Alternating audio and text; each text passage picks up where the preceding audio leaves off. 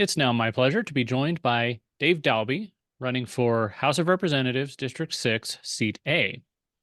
So, without any introduction, Dave, can you tell us about yourself and what brought you to this point where you're running for the legislature? Yeah, thank you. I appreciate you taking the time to do an interview with me. My name's Dave Dalby. I'm a retired Marine. I retired after 28 years as a lieutenant colonel. Hmm. Um, so while we were on active duty, my wife and I, we raised three children. We saw a lot of different cultures and a lot of different governments. And of course, while on active duty, we also experienced a lot of the oppressive um, the oppressive regulations and things that were forced upon us during the pandemic. And so that's one of those things that really kind of moved me to want to run in this race so that we can limit our government, keep it small, keep it from being able to oppress us, even when we have an emergency. Um, so yeah, so we raised three children. One of my tours was in former Eastern Bloc country. They overthrew communism 30 years ago, and we I got to experience it 30 years after communism was gone, and they were still struggling with all of the corruption and all of the negative effects of communism. And I feel like that's creeping into our country Hmm. today. And so that's the other real motivating factor that made me want to join this race, get involved, and be able to have a say for we the people in our legislature. I remember Priscilla Giddings was a former legislator. She said something similar that she was off, spreading democracy in the Middle East, and then looked back and saw it being eroded back home, and and that must be frustrating, especially for military veterans who've pledged to support our country and defend it and fought and seen friends die to defend it. Yeah, I can agree with that. I can relate to that a lot. Um, you know, we've just seen a great eroding of values in our nation. And, I don't want to say, well, I've done my service and I'm not part of that. But I will say that, when you're on active duty and you're not in your home state, in your home community, it's really difficult to be involved in politics. You get pressured to be neutral Hmm. on almost every topic. And you serve and you take an oath and you're defending the Constitution. You think you're doing your part. And then, the pandemic hits and you realize that, well, we're not as free as we thought we were. And our government is, we've all been kind of complaining that the government's growing too big, but we never really saw the effects of it. And then we finally saw the real effects of too big of a government and too powerful of a government. And you come back and try and be part of a community, and it's gotten to the point in our culture where nobody wants to participate in the community. They're disintegrating from the churches. So we're trying to be involved, and it's like, we left and then we came back to something that was completely different. So I do relate to that feeling. Now, looking at your district, District 6 is pretty big. It's got, Latah County, Nez Perce County, part of Lewis County, or all of Lewis County. In any case, it's big. You've got part of Lewiston, you've got Moscow with not only the college, but also you have, Pastor Doug Wilson and all the stuff that, he's doing and attracting national attention. Got the Nez Perce Indian Reservation. Uh, Suffice to say, it's a very diverse district. What have you been learning as you've been talking to people there? What are the priorities? What are the issues? And what are the unique challenges of District 6? Yeah. Well, one of the things that I started out with on my platform was simplifying taxes. And I really had a laser focus on property taxes because that was the thing that people were complaining about the most. And, I did some research and I looked up why certain areas might be complaining about property taxes more than others.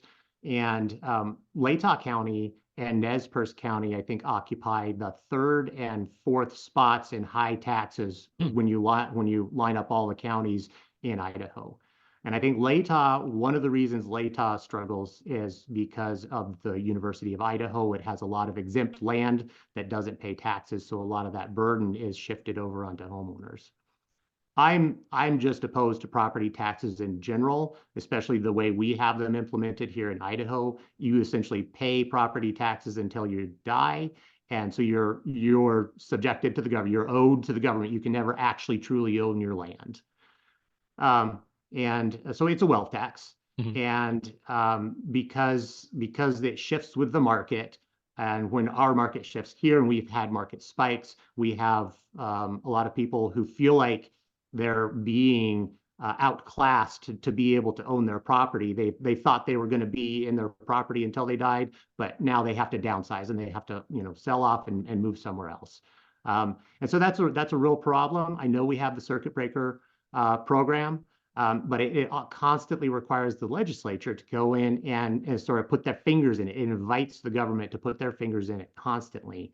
And I looked at possibly to be able to eliminate property taxes, and I came to the realization that we're so big as a government, even in Idaho, and we're so diverse over the number of taxation systems that are somewhat hidden from taxpayers. I think we just have to focus on shrinking the government and simplifying taxation before we could actually eliminate a complete form of taxation. Yeah, I'm looking over on my wall here. I have my property tax bill, and I get taxed, based on the value of my property for the community college, for mosquito abatement, for sewer, fire, the cemetery, the city, school, highway district, emergency medical, and the county. And all of those, they, I mean, they need money to do what they need to do. How much? That's where we can, maybe have a discussion. So where do you even start with property taxes? Last year, they passed a bill that would reduce property taxes. This year, the governor's school funding bill shifts some of the school facilities funds from property taxes to sales taxes. I mean, what are some ideas of what you could do in the legislature to bring relief to people? So there's a couple of ideas, and I'm not sure that I've decided on which one has the most merit to pursue. One, I would prefer that we just uh, eliminate our wealth taxes, but like I said, I think that that's a longer term goal. Mm, Um, but I do believe, like, so a lot of people say, oh, you want to get rid of property taxes, but what are the counties going to do? What are the cities going to do? That's where all the schools get funded from. And they're right. We have to have some form of local control over our taxation. And so there's a couple of different things that we could look at. We could look at a local form of income tax. We could look at a local sales tax. And there's something that our Constitution also provides for, which is a per capita tax, which there isn't a lot of information about how a per capita tax works, but it does connect more directly with all of the taxpayers. mm, So there are some options there. And then one voter that I was talking to recently had suggested to either so each taxing jurisdiction I think is allowed to raise the taxes to a certain limit. I think that's 3% mhm. each year, and to put a limit on that. And so that's another option that maybe that's a short-term option that we look at is to further limit how the local jurisdictions can just automatically limit it and make sure that those things aren't automatic. They go to the ballot for people to vote on. Hmm.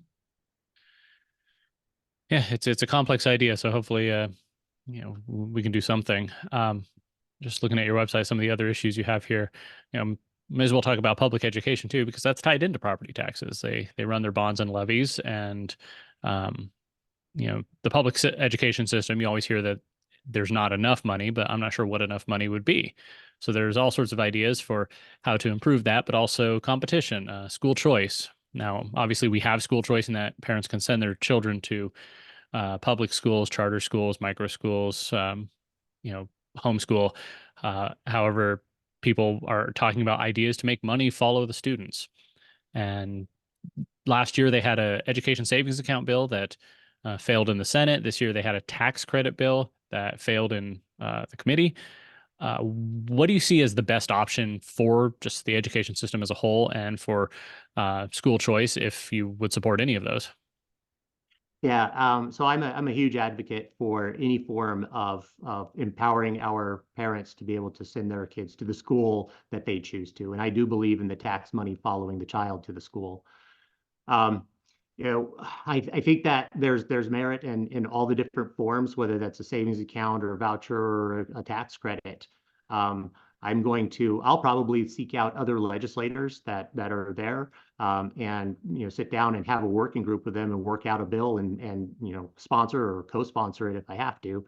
Um, and that's a big thing for me because I see, like I keep talking about, how we have our values that are kind of crumbling out from underneath us. And what we've done in our public education system, and I'm not a critic of the public education system per se, and I really believe that our teachers are they're service oriented and they're doing a good job. But the system, when the government tax incentivizes a system, now the government's getting into the realm of deciding what's best for the people and not allowing them to choose. And then, so now it's a target. It's a target for whoever wants to control the ideologies of the future generation to come and control public schools. So they try and work themselves into the curriculum, into those things that are being taught to the students. And I see that's a problem when we make our public education system a target for political ideologies from either side. And so I think that any form of school choice can kind of reset us back to a situation where the public school isn't so much a target of the ideologies, and they do have to compete with private schools. And that can help with all of the crumbling morality and values in our society at this current time. And the incumbent in this race is the vice chair of the House Education Committee, and that's where a lot of these issues are debated and decided. And I know there's been a lot of frustration with House Education for stymieing ideas for reform, whether it's school choice or library bills. Would you want to sit on that committee and debate these issues? I absolutely would love to sit on that committee. When you're a freshman, freshman representative there, I don't know if you get very much choice about what committees you want to sit on, but that if you get choice, that will be on my top ones to sit on. What other areas do you think you could really bring your talents to bear? Where would you be best served? Yeah, I think I'd want to sit on the appropriations committee as well, and then yeah, beyond that, so education and the appropriations, and I think those are the two places that I really want to put my effort into. And of course, I will put maximum effort into any committee that I'm assigned to because they're all important. Hmm. Appropriations. I mean, that was really where a lot of the drama this year came from, as they completely changed the way they do budgets. Um, People who disagreed with that tried to fight back, but ultimately failed. And now there's a new system where JFAC will come out with just take last year's budgets, wrap them up together, get them done, and then debate the new increases. But one thing I notice is that even so, there's still somebody who believes in giving everyone money, basically. For every budget, for every line item increase, there's someone in the legislature who will say, no, this is important. This is what we really need to be spending our tax dollars on. So where do you see room to cut government back instead of just allowing it to grow unconstrained? So I agree with those changes that happened in the JFAC, where they had the maintenance budgets and then the wants and the additions later on. Um, but if I understand right from talking to people, that even in those maintenance budgets that were put forth, there was still a lot of excess spending. So I think that we need to go back and we need to really scrub what we've done in our history and where that excess government growth has been. And we need to really stand up to that and say, no, no, we can't. We need to have a more reasonable level of budget. Our biggest line item spending in Idaho, I believe, is welfare, and Mhm. I think Medicaid is a big part of that. And listening to Senator Foreman talk at a number of forums, it sounds like if we have an economic downturn, then we really can't keep up with that. Even the state-funded portion of Medicaid, we can't keep up with that. So it's kind of irresponsible for us to keep going with it now. When at the moment that we have a downturn, all of a sudden we're going to pull the rug out from underneath a lot of people who are depending on it. So I think that a lot of the welfare programs do need to take we need to take a close look at those. So I don't want to say that I'm a proponent of instantaneously yanking things away from people. I think that needs to be a phased approach. It needs to be well communicated so that people can adjust their lives and plan for it if we do end up downsizing on those programs. Um, Earlier this year, Representative Jordan Redmond brought a bill that would have put some, certain standards and thresholds into the Medicaid expansion system here. And even what was really I thought, a fairly reasonable bill, got absolutely hammered. Hundreds of people signed up to testify against it, saying that they were dependent on this program and you can't take it away. And in, a representative republic, you rely on going back to the voters. And, if you get tarred as somebody who's going to, cause people to starve and die because you take away their government program, then you're not going to be in office long. So how do you manage to roll these things back, to sunset them in such a way that the people can, use the off ramp, and you won't get, I mean, I don't know if there's a way to avoid being pilloried by the media over it, but a way you can survive that. Yeah, so I'm actually not really worried about that. I am putting forth my best ideas, and I know that limited government is a conservative position. I believe in it. I think we don't have it, and so when I'm elected, I have campaigned on that issue, and so I'm not particularly worried about the ramifications that come about in the media for that. I'm going to stick to what I campaigned on. I think that's my obligation. I have a commitment to do that. If that means that that I don't get elected for a second term, then so be it. I have kept my commitment. Mhm. Um, so, but I'm glad that you asked that question because we keep talking about it. We think we're a conservative state, and we have lots of conservatives in our state. But sometimes when I talk to conservatives, we're talking about we have to limit government, and it's always, oh yeah, we do, except that this one program over here that we really need that program, and so they're writing to their representatives and their senators, so they're asking for more government. At some point, we the people have to stop asking for more government so that our legislators can stop creating more government. So there's a we the people responsibility in this, as well as the legislators sticking to their guns and voting for those things that they campaigned on. Well, one of the things, and this is kind of the elephant in the room in your race, there's a couple other races like it. One of the ways I've seen that you get legislators who are perhaps out of step with the conservatives in their district is that they vote, well, perhaps in a way that's not very conservative. And so they invite a bunch of challengers. And different people say, well, they're not very conservative. I can do better. And then you get multiple people in there, you end up splitting the vote, and then the moderate ends up winning. What are the unique challenges of running a three-way race? As obviously you have to set yourself apart not only from the incumbent and say that you'll do a better job than that person, but then you have another challenger and you have to say, no, I'm actually the best one to to take this on. How are you navigating that? Yeah, it's a little bit tricky to navigate that. That's for sure. So what I've done is I have remained laser focused on defeating the incumbent. I've looked at the numbers in I received a lot of comments and a lot of calls about the whole three-way race, and if I thought that we were better off by me stepping out, I would have. But I've looked at the numbers and I see that the only pathway to victory in this case is for me to stay in the race. I feel that God has convicted me to be in this race, and so I really had no other choice but to stay in this race. And I really just focused on the incumbent, and I know that the numbers are there and that we have a strong campaign and that I have a really good feeling about it. So as you've watched look back at the last 2 years, what are some things, some votes or statements from the incumbent that really disagree with and you really think are not representative of your communities?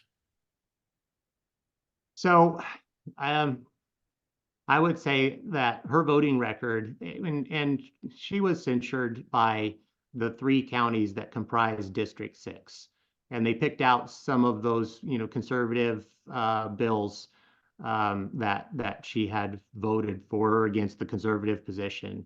But we really didn't focus very much on how she isn't fiscally conservative. If you look at 2022 voting season and 2023 together, there was somewhere in the range of 400 votes for appropriations, and she managed to find two that she didn't want to fund. So out of 400, more than 400 votes on appropriations, she really only opposed two. And when you look at her votes on a graph, she almost always votes on the left-hand side when it comes to appropriations. And so that's the thing that I would focus on. There's no way that she has any claim to fiscal conservatism at all. And that's what I would want to focus on, definitely. Now I'm curious as to what those two were. If I recall correctly, I think it was a vote to fund the liquor division, and I can't remember what the other one was. Interesting. Um, speaking of some of these issues, one thing I've been curious about, and I've been asking people as I've been doing these interviews, it used to be that the Republican Party was considered basically synonymous with business. Go back to the Reagan era, and the dichotomy was between government and business, and we support free market, private sector capitalism as opposed to government regulation.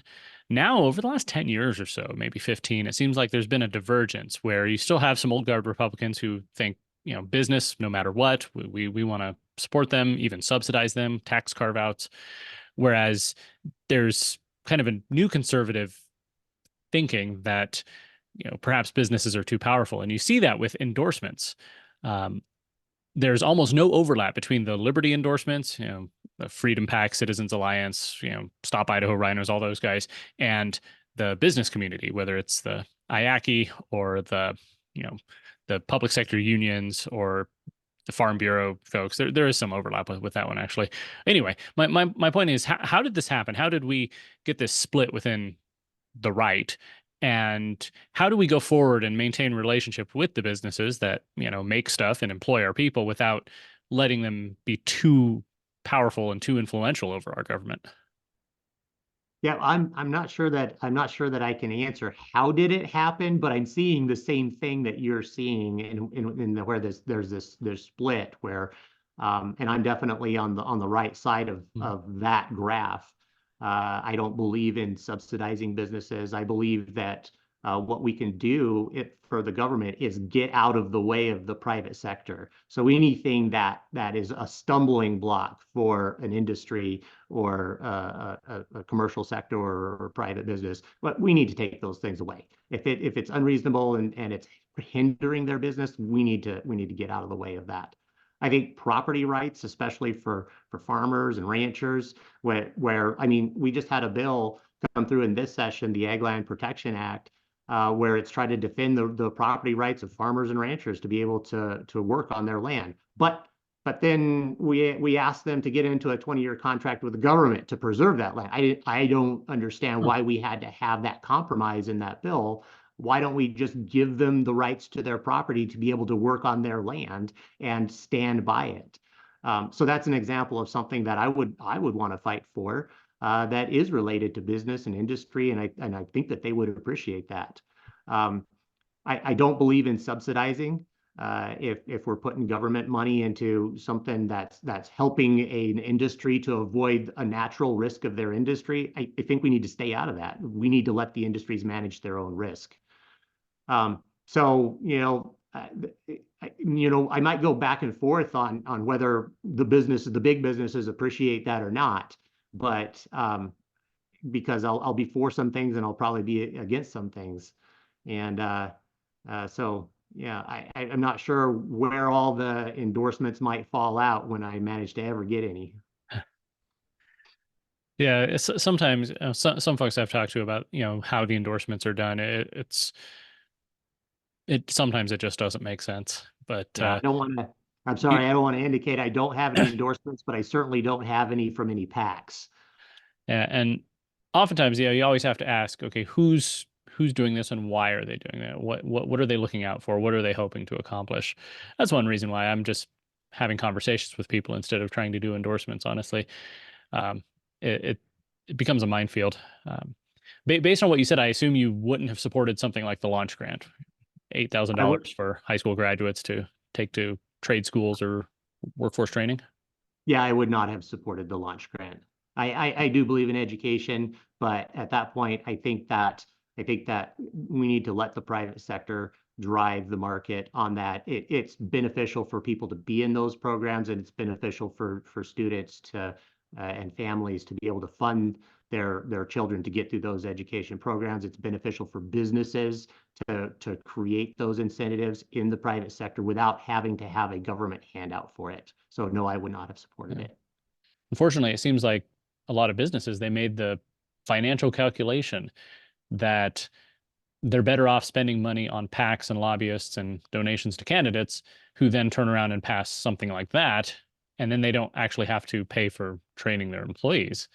And it's to me, it looks like it's just all about the bottom line, but everyone pats themselves on the back for how generous they are with our money. That's true. I'm seeing the same thing.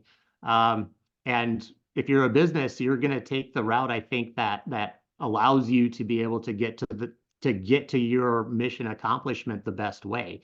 So we've allowed that by allowing the lobbyists to come in and influence the legislature, I think. Um, So, when it works against the people, I think eventually the people see it, and hopefully they elect conservatives who will not comply with all those demands in the legislature. So I hope that there's a natural balancing effect to that. I don't agree that it's a good idea for businesses to come in and work their lobbyists to be able to get government subsidies and things like that. I but what I'm really crossing my fingers that there's a natural backflow, so to speak, a natural resistant by the people, and I guess we'll see. Yeah. Uh, Speaking of lobbyists, um, having been down at the Capitol these last 2 years, you see a lot of them. They've got little green name tags. They're everywhere, and they all want to talk to all the legislators. And I'm not saying they're, bad people. They're representing their clients, they're representing their interests, and usually they're experts in whatever subject matter they're talking about, whether it's farming or manufacturing or, power generation. And but they come in and they share their ideas, you know, and so if you have a difficult topic, a difficult piece of legislation that you're reading through, you're going to hear from them. You're going to hear from people on all sides. How would you make your decision in that case? And kind of a corollary to that, how do you stay grounded to the residents in your district, especially when it's so far away from the capital? Yeah. So I really believe in sticking with the commitments that I've made while campaigning. That's when I'm actively talking to the people in the district. But then there's things that come up that you didn't campaign on, and maybe your ideology doesn't actually inform the whole story about a bill that's coming before you. So I believe that we all need to be connected with the constituents in the district, and what I'm going to ask for when I'm communicating is that the voters, they just send communications and they make logical arguments, because those kinds of logical arguments that argue for or against a particular position will be really helpful If somebody's just saying my opinion is I don't like this, that's less helpful. I mean, I don't want to say that it is that I want to disparage that because the opinion of voters matters. But when you have those arguments, say this is why it's bad or this is why it's good, that really helps you get a fuller picture and be able to vote accordingly on those issues that we have to look at. So there's quite a few veterans in the legislature, from all the branches of service, from different jobs. One of my legislators here in District 14, was a naval aviator for almost 40 years.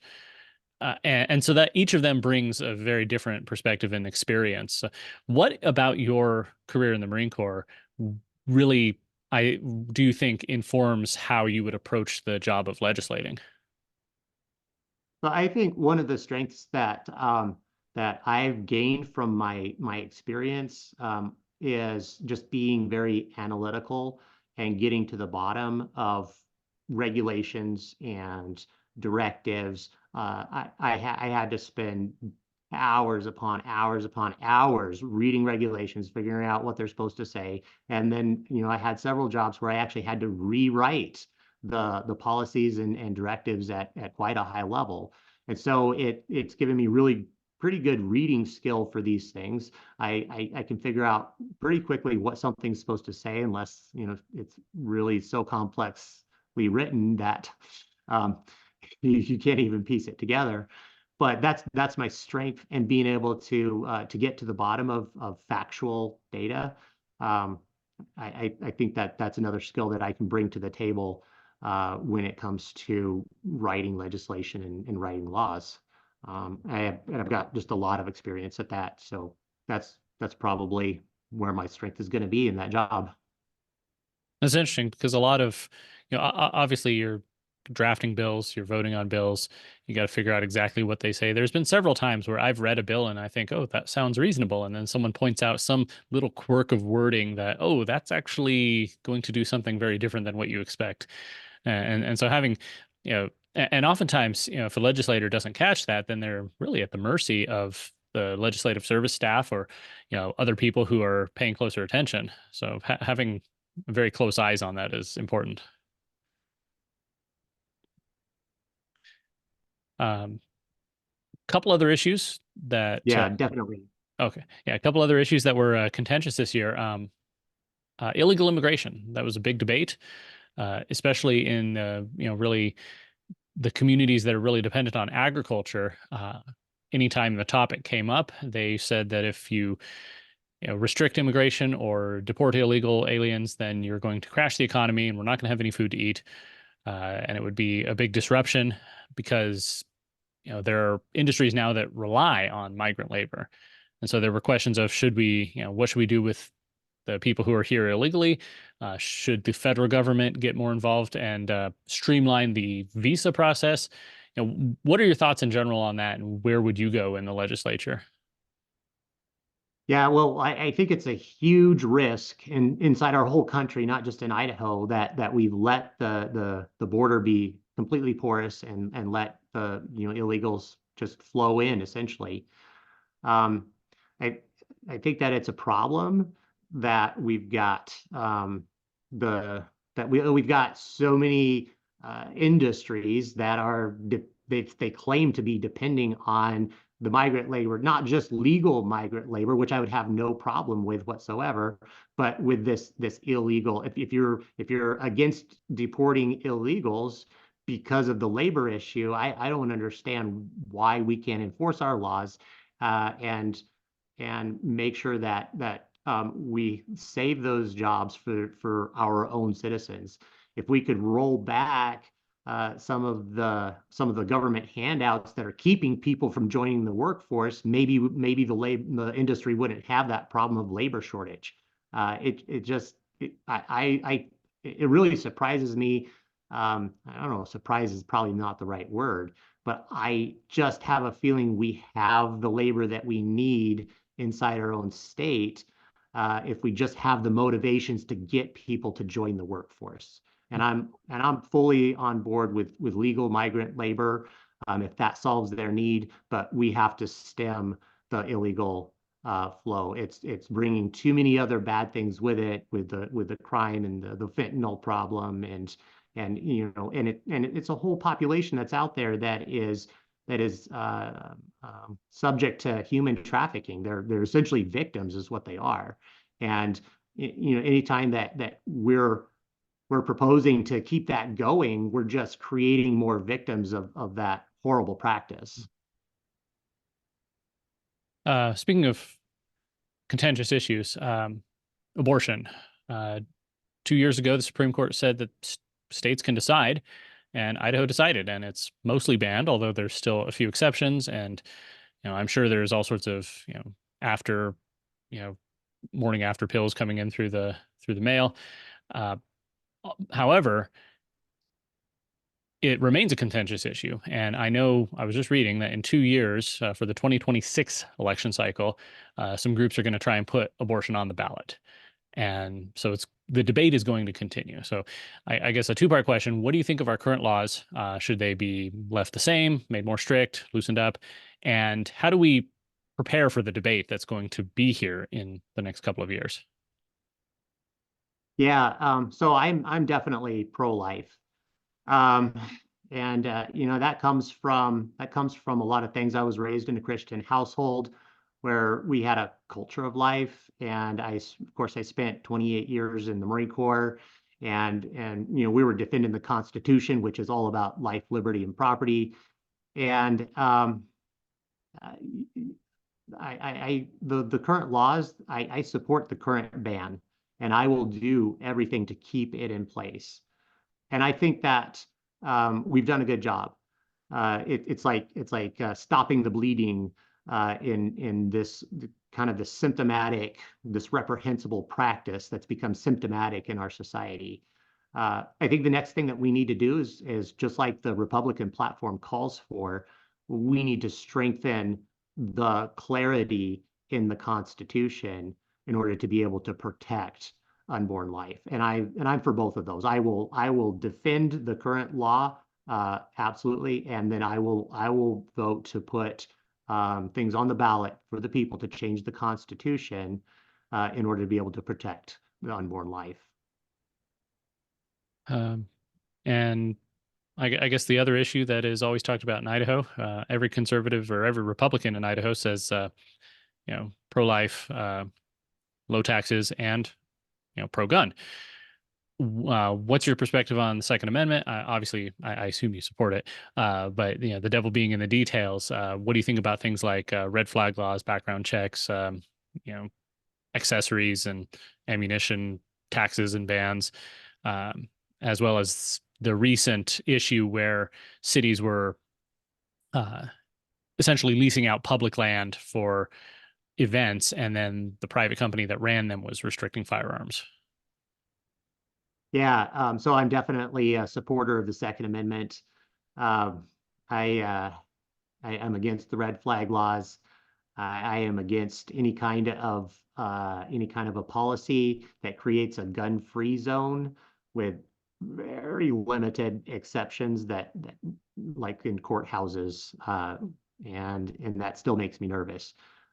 So the I think that the federal government is way too involved in regulating it, and I would want to push back against that. I don't think that the ATF and their involvement in firearms has done us any good. They seem to create regulation out of thin air. It doesn't seem to go before the legislatures constantly, or the Congress, and so it's not representing we the people. I think that we need to be able to use the tools that we need to be able to use to defend ourselves against a tyrannical government. And yeah, there aren't many restrictions on guns that I would be for. And I do oppose. I like it when you're talking about property, that's public property. That should never be able to be leased over to another institution so that they can create a gun-free zone. I'm absolutely against that. Yeah. I remember, I think it was Senator Herndon was, taking point on that one and pointed out that you couldn't imagine leasing out public property to an organization that then suspends the First Amendment. So, why do we allow it for the second? What Yeah. did you think of the House Bill 415? I was just looking it up here. It would allow teachers and school staff who already have an enhanced carry permit to carry on school campuses and would not allow school districts to make their schools gun-free zones. Yeah, I'm definitely for that. I would have supported that, and my understanding is that's coming back here in the next session. I've heard that there are some representatives that are still planning to bring it back. I think they want to tweak it a little bit. If I understand right, they want to address some concerns about additional training beyond the enhanced carry. I personally would have been comfortable with the enhanced carry, but I'm also not opposed to more training for anybody who's carrying a firearm. The enhanced carry you can get it done in a day, and having carried a weapon in combat and trained for combat, it takes a lot. It takes a lot to be able to wield that weapon in a pressure situation, and more training is probably going to be a good thing as long as it's not so much training that it makes it impossible for people to be able to do it and carry the weapon. But I think that's a good thing for our schools. If anybody wanted to bring harm on our children in the schools, I think they would think twice about that if they know that there's a good proportion of teachers and staff that would be carrying weapons in the school.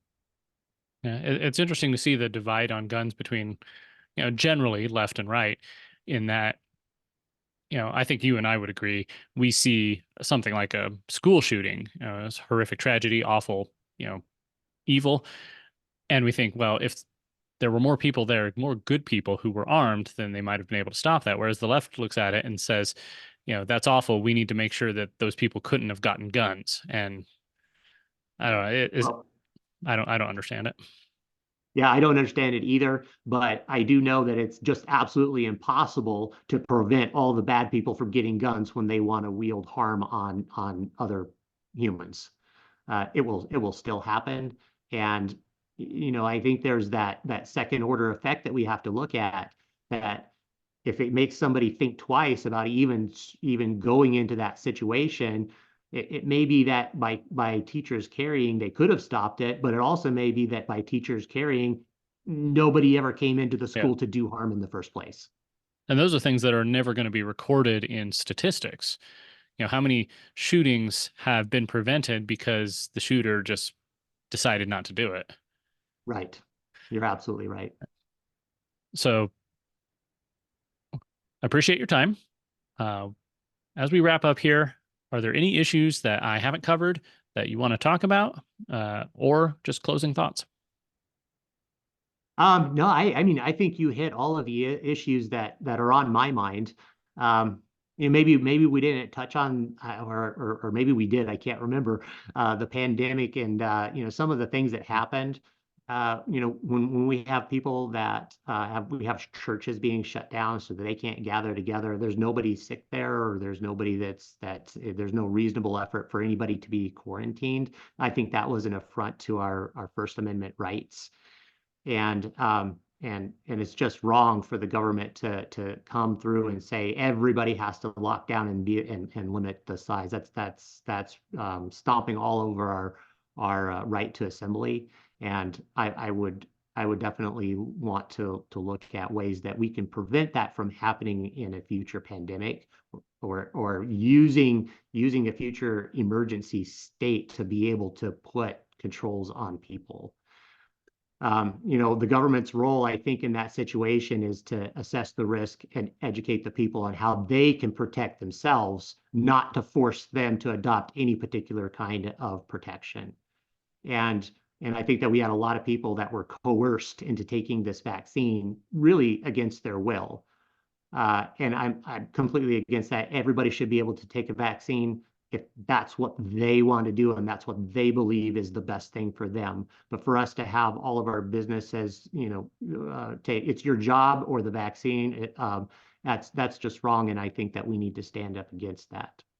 Again, I'm for limited government, simplifying taxes, lower taxes, and we talked in detail about school choice. I'm definitely the big advocate for pro-choice. But I appreciate you having me on and doing the interview, and thank you for your time. Dave Dalby, running for House of Representatives, District 6, Seat A. Thank you.